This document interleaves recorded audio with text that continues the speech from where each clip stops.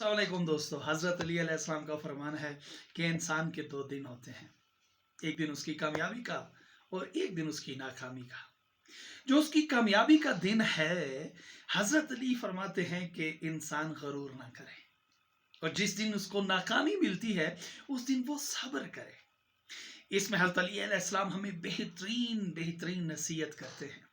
बेहतरीन मैसेज है हमारी ज़िंदगी का। अगर हम इस पे अमल पैरा हो जाएं तो हमें कभी भी नाकामी नाकामी नाकामी नहीं मिलेगी। उसकी रीज़न क्या है? जैसा कि हज़रत अली अलैहिस्सलाम का फरमान का पहला हिस्सा है कि जब आप कामयाब हो जाते हो तो मगरूर मत बनो, तकब्बुर मत करो।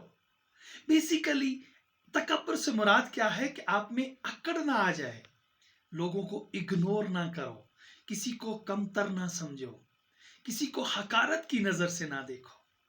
याद रहे, हमारी जिंदगी की जो कामयाबी है वो बिल्कुल स्टार्ट से आती है।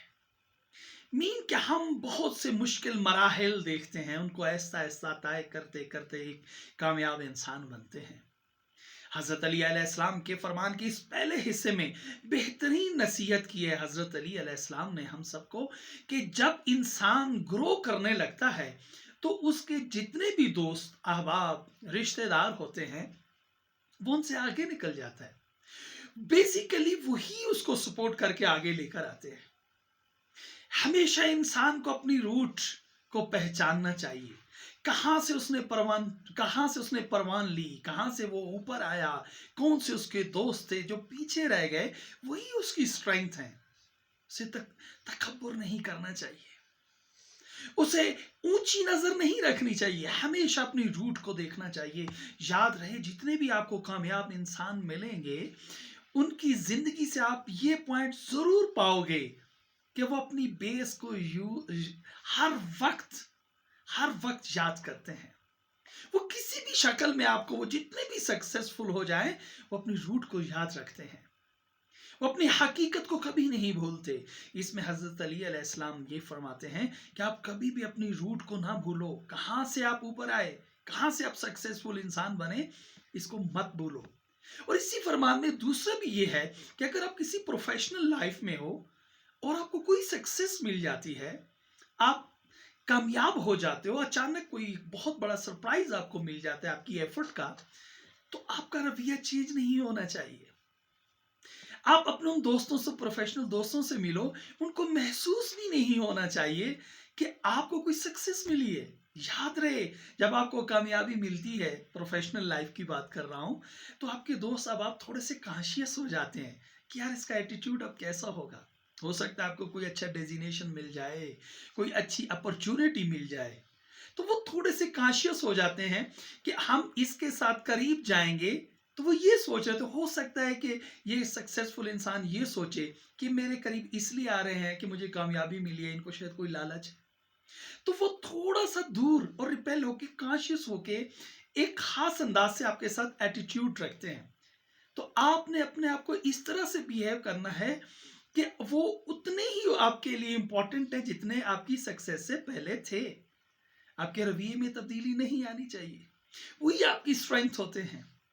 फरमान के दूसरे हिस्से में हज़रत अली अलैहिस्सलाम बहुत बड़ा लेसन देते हैं हमें कि जब आप नाकाम हो जाओ, नाकामी मिले, तो सब्र करो। हम क्या करते हैं, चाहे जिस भी लेवल पे हम हैं, चाहे छोटे से छोटे मजदूर भी क्यों ना हो, हम रेडी लगाने वाले क्यों ना हो, हम किसी भी लेवल पे हों, चाहे टीचर हैं आप, उस्ताद हैं आप, डॉक्टर हैं आप, इंजीनियर हैं, प्रोफेसर हैं, बिजनेसमैन हैं, कोई भी हैं, तो आपको नाकामी तो मिलती है। तो जब आपको नाकामी मिलती है तो आप किन को कसूरवार ठहराना शुरू कर देते हो? जो आपके बिल्कुल उस हल्का में होते हैं, करीब तरीन होते हैं, उन लोगों को कसूरवार ठहराना शुरू कर देते हो कि ये नाकामी मुझे इसलिए मिली, फलां शख्स की वजह से। आप गिला करना शुरू कर देते हो, आप नेगेटिव सोचना शुरू कर देते हो। एक तो आप नाकाम हो चुके होते हो, एक आपका नुकसान हो चुका होता है, उससे बढ़ के दूसरा क्या नुकसान करते हो कि आपको अपना नुकसान क्यों हुआ उस पे सोचने के बजाय आप लोगों को कसूरवार ठहरा कर उनके बारे में नेगेटिव सोचना शुरू कर देते हो। حضرت علی علیہ السلام کیا بہترین سبق دیتے ہیں اس میں کہ صبر کرو. صبر کرنے میں کیا لاجک ہے کہ آپ تھوڑا سا ٹھہراؤ لے کے آؤ، اپنی غلطیوں کا احتساب کرو، اپنا احتساب کرو، کسی کو مت قصوروار ٹھہراؤ، کسی کا مت گلا کرو، کسی کا مت شکوا کرو، کیونکہ جب بھی آپ کسی کا گلا یا شکوا کرو گے تو آپ کا ایک بہترین ٹائم جو کہ آپ اپنا احتساب کر سکتے تھے، اپنی غلطیوں کا ازالہ کر سکتے تھے، تو وہ آپ کی برین کی، آپ کے دماغ کی انرجی ان لوگوں پہ لگ جاتی ہے. تو اس میں آپ کے بہت سے نقصانات ہوتے ہیں. سب سے بڑا نقصان کہ آپ اچھا احتساب نہیں کر سکتے، آپ اپنی غلطیوں کا احتساب نہیں کر سکتے، آپ اپنی غلطیوں کا ازالہ صحیح طور پر نہیں کر سکتے، آپ سمجھ نہیں پاتے. اور دوسروں سے بڑا جو آپ نقصان کرتے ہو، کیونکہ آپ گلا شکوا یا جن کو قصوروار ٹھہرا رہے ہوتے وہ آپ کے قریب ایک خاص حلقہ احباب ہوتا ہے، تو ایسا ایسا آپ ان سے بھی دور ہو جاتے ہو، دو بڑے نقصانات کرتے ہو. اسی لیے اگر آپ صبر کرو گے حضرت علی کے اس فرمان کے مطابق تو آپ کی دونوں چیزیں حل ہو جائیں گی. ایک تو آپ صحیح احتساب کرو گے، اور دوسرا آپ کے قریبی جو دوست ہیں، احباب ہیں، جن کو آپ قصوروار ٹھہرانے جا رہے ہوتے ہو، وہ بھی بچ جاتے ہیں. تو میں دعا گو ہوں اللہ سے کہ یا اللہ ہمیں ہمت دے کہ ہم ائمہ معصومین کے فرامین کو سمجھنے میں کامیاب ہو جائیں اور ان پر عمل پیرا ہونے کی ہمیں ہمت دے. بہت شکریہ. Thank you very much.